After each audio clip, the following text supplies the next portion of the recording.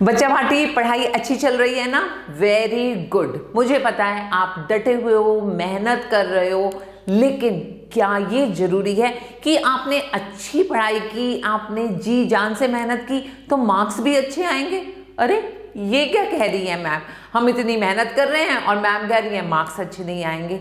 तो यहाँ पर आज लक्ष्य सीबीएसई के मंच पर मैं आपके सामने यही बात का खुलासा करने आई हूँ कि बहुत सारे बच्चे ऐसे होते हैं जो मेहनत करते हैं, हमारे 95-98% मार्क्स आएंगे और वो गिर जाते हैं जाकर 70% पर। और उसके अलावा कुछ बच्चे ऐसे भी होते हैं जो मेहनत नहीं करते ज़्यादा, लेकिन उनकी प्रेजेंटेशन ऑफ पेपर इतनी अच्छी होती है कि वो सीधा 60 से 90 का जंप लगा लेते हैं। अरे अरे, ये तो मैम कुछ बहुत ही इंटरेस्टिंग बात कर रही है। जी हाँ, जब मार्क्स कम आते हैं ना तो मोस्ट ऑफ द टाइम हम बाद में ये बोलते हैं हमारे एग्जामिनर का मूड अच्छा नहीं होगा, घर में लड़ाई करके आया होगा और इसलिए मार्क्स डिडक्ट कर लिए। और जब मार्क्स अच्छे आते हैं तो हम बोलते हैं अरे इतनी तो हमने मेहनत भी नहीं की थी, अच्छे मूड में बैठा होगा एग्जामिनर। तो मैं यहाँ रिवील करने वाली हूँ आपके लिए वो वाले सीक्रेट्स जो आपके एग्जामिनर का मूड अच्छा बनाएंगे। यहाँ देखो, मैं आपको क्लियरली बता रही हूं, आपकी कॉपी करेक्शन का टाइम इनवर्सली प्रोपोर्शनल होता है आपके मार्क्स ऑब्टेन से। इसका क्या मतलब हुआ मैम? इसका मतलब हुआ जितनी देर आपकी कॉपी कम टाइम तक टीचर के हाथ में रहेगी उतने ज़्यादा मार्क्स आ जाएंगे। और अगर आपकी कॉपी ज़्यादा टाइम तक टीचर के हाथ में रही तो वो गोले गोले बनाती रहेगी, दैट मीन्स आपके मार्क्स वहाँ डिडक्ट होते रहेंगे। तो अब इसका क्या इलाज है?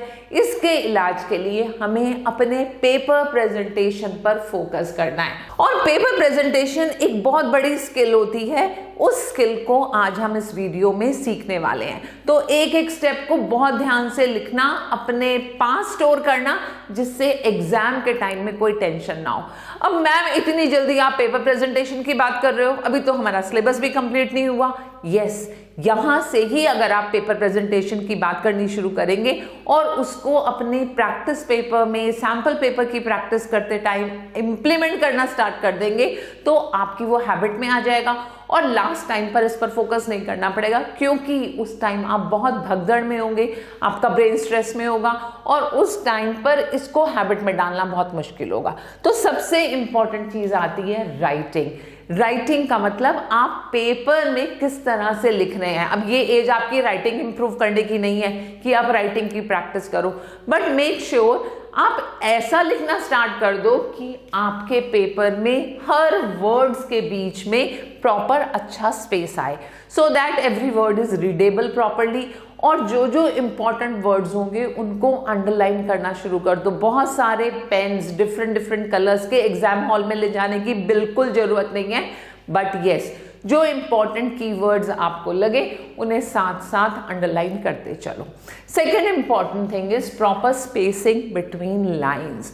जब हम अपना पेपर अटेम्प्ट करते हैं तो उस टाइम हम इन चीजों का बहुत ध्यान रखेंगे कि हमने फर्स्ट क्वेश्चन अटेम्प्ट किया तो यहाँ पर क्वेश्चन नंबर प्रॉपरली लिखेंगे and then after completing the question हमने लाइंस छोड़नी है नेक्स्ट क्वेश्चन को अटेम्प्ट करने से पहले। तो फर्स्ट क्वेश्चन लिखा, उसके बाद हमने सेकंड क्वेश्चन लिखा तो लाइंस यहाँ पर यूज की प्रॉपर एंड देन स्पेस छोड़ना है, थर्ड क्वेश्चन अटेम्प्ट करना है। चाहे आप लाइन ड्रॉ करें या नहीं करें, लेकिन लाइंस की स्पेसिंग जरूर छोड़ेंगे जब आप अपना क्वेश्चन चेंज करेंगे, so that teacher comes to know कि आपका ये फर्स्ट क्वेश्चन खत्म हुआ, फिर सेकंड खत्म हुआ एंड इस तरह से आप स्पेसिंग देकर चलेंगे। और बहुत अच्छा रहेगा कि आप टॉपर सेक्शन को मेंशन करें कि आप section A, section B, section C कौन सा अटेम्प्ट कर रहे हैं। उससे भी अच्छा होगा आप यहाँ पर मेंशन करें कि वो कितने मार्क्स का है।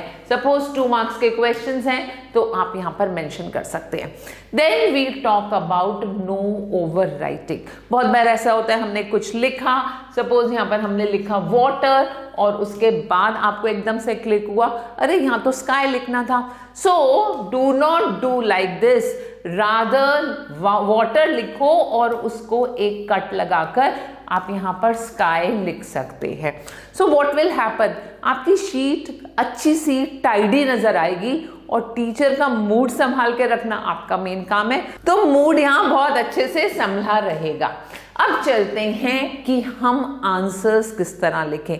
तो डिफरेंट वैरायटी के क्वेश्चंस के मैं आंसर्स लिखने यहाँ सिखाऊंगी।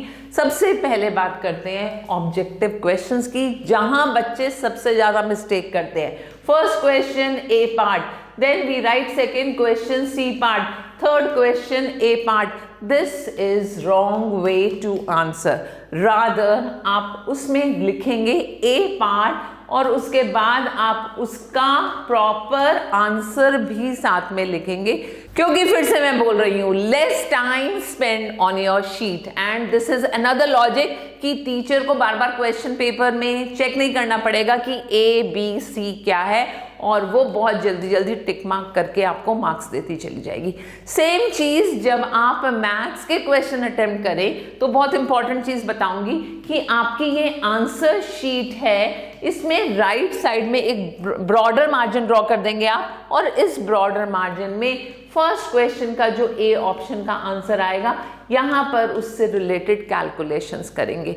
अब आपने सेकंड क्वेश्चन अटेम्प्ट करना है, यहां स्पेस आया और सेकंड क्वेश्चन की कैलकुलेशन सेकंड क्वेश्चन के सामने आ जाएगी।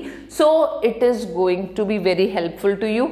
मोस्ट ऑफ द टाइम बच्चे क्या करते हैं, लास्ट पेपर में जाते हैं, वहां पर अपनी कैलकुलेशन करते हैं, और वहां से जब फर्स्ट शीट पर आते हैं तो आते आते हमारे आंसर्स चेंज हो जाते हैं और हम रॉन्ग आंसर लिख लेते हैं।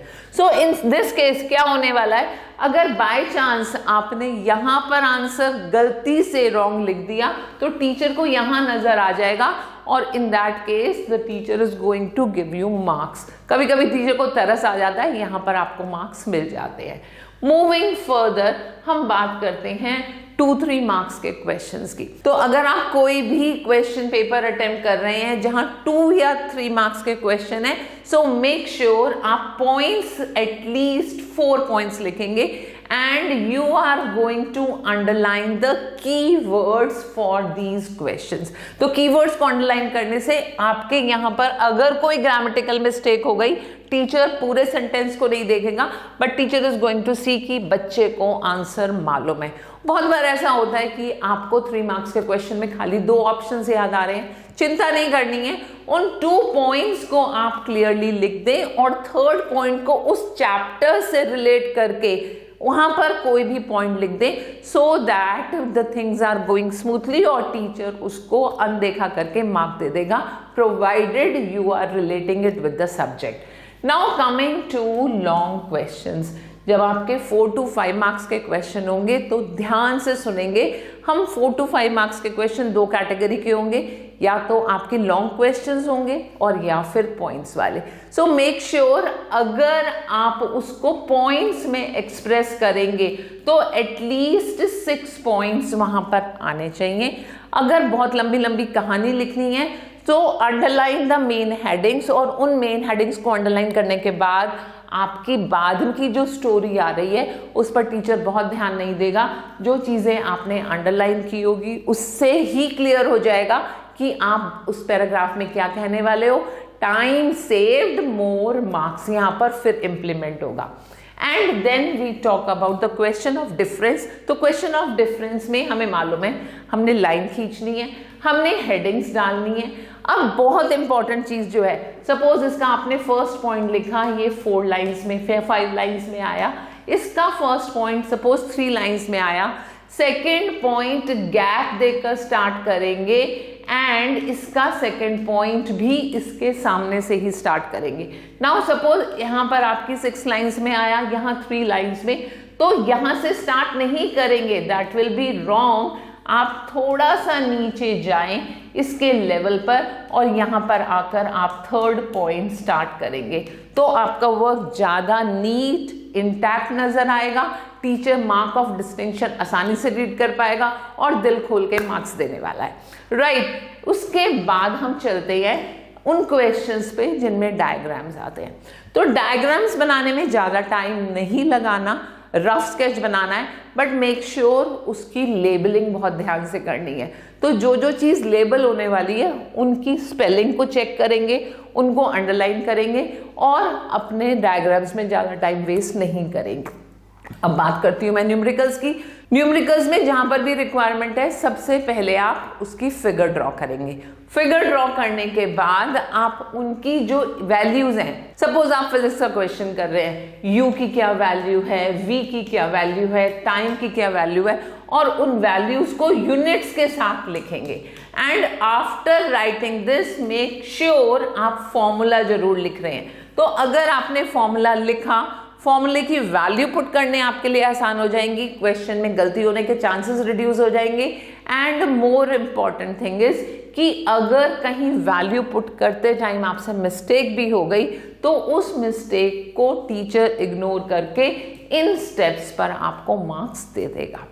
Then we come to writing skill. ये बहुत इंपॉर्टेंट पार्ट है, इसको बहुत ध्यान से समझेंगे, क्योंकि अगर बच्चे राइटिंग स्किल में अच्छा स्कोर करना चाहते हैं तो वो सोचते हैं बहुत लंबी लंबी कहानियां लिखें।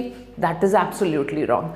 राइटिंग स्किल का टाइम मैनेजमेंट के साथ बहुत ही ज़्यादा रिश्ता होता है। मोस्ट ऑफ द टाइम हमें जो पार्ट अपने इंग्लिश का बहुत अच्छे से आता है, हम उसमें लिखते चले जाते हैं कि यहाँ पर तो हमें ज़्यादा आता है, हम ज़्यादा लिखेंगे, ज़्यादा मार्क्स आएंगे। वो हमारे माइंड का रॉन्ग कंसेप्ट है। तो हम रिलेट करेंगे कि राइटिंग स्किल कितने मार्क्स की है, एंड बेस्ड ऑन मार्क्स हम उस राइटिंग स्किल को इलैबोरेट करेंगे।